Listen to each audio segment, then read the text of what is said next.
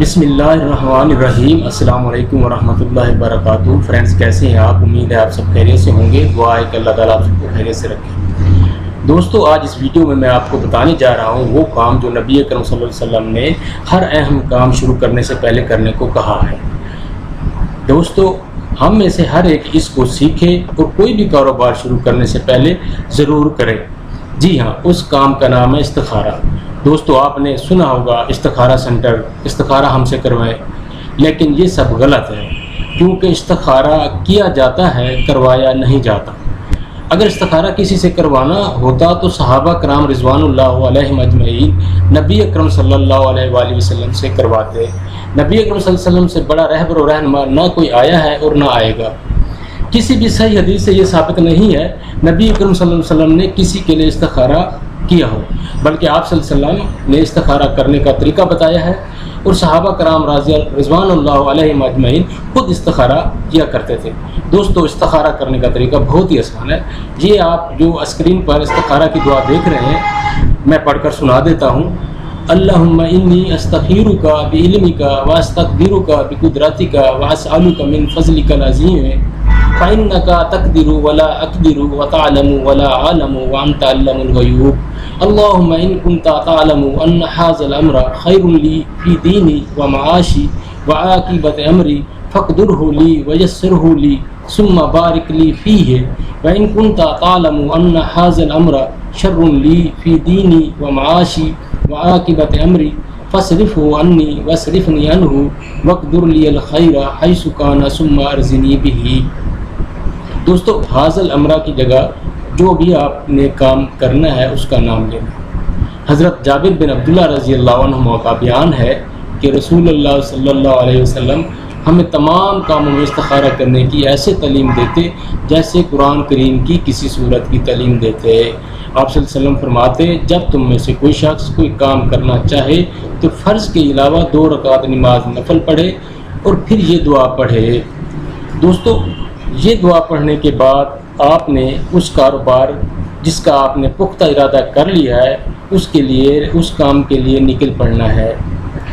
اگر اس کام میں خیر ہوگی تو اللہ تعالیٰ کی مدد شامل ہو جائے گی، اور اگر اس کام میں خیر نہیں ہوگی تو اللہ تعالیٰ کی ہی طرف سے رکاوٹ آ جائے گی۔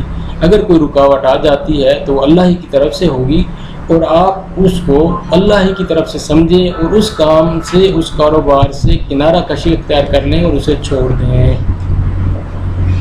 دوستو، یہاں میں آپ کو 2 اہم باتیں بتانا چاہتا ہوں۔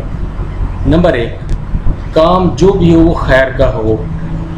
اگر کوئی ایسا کام جس میں خیر نہ ہو، دوسرے لوگوں کی بھلائی نہ ہو، تو اس کام میں استخارہ کرنے کا کوئی فائدہ نہیں ہے۔ جیسے کوئی شخص شراب کا کاروبار کرنا شروع کرتا ہے اور کہتا ہے کہ میں استخارہ کر لوں، جبکہ شراب کا کاروبار ہی حرام ہے، غلط ہے، تو اس پہ استخارہ کرنے کا کوئی فائدہ نہیں ہوگا۔ دوسرے دوستو، یہ کہا جاتا ہے کہ استخارہ کرنے پر رات کو نیند میں کام کی بشارت ہوتی ہے۔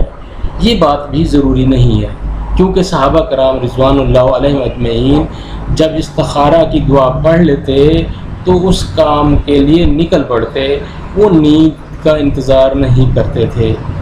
مثال کے طور پر آپ نے ظہر کی نماز پڑھی ہے، نماز کے بعد آپ 2 رکعت نماز نفل پڑھ کر یہ استخارہ کی دعا پڑھتے ہیں اور اسی وقت ہی اس کام کے لیے نکل پڑتے ہیں، تو اس میں بھی اگر کام میں آپ کے لیے خیر ہوگی تو اللہ تعالیٰ کی مدد ضرور شامل ہو جائے گی۔ اگر کسی کو رات کو خواب میں بشارت آتی ہے تو وہ اس کے لیے اللہ تعالیٰ کی طرف سے نعمت ہے، لیکن یہ بشارت آنا ضروری نہیں ہے۔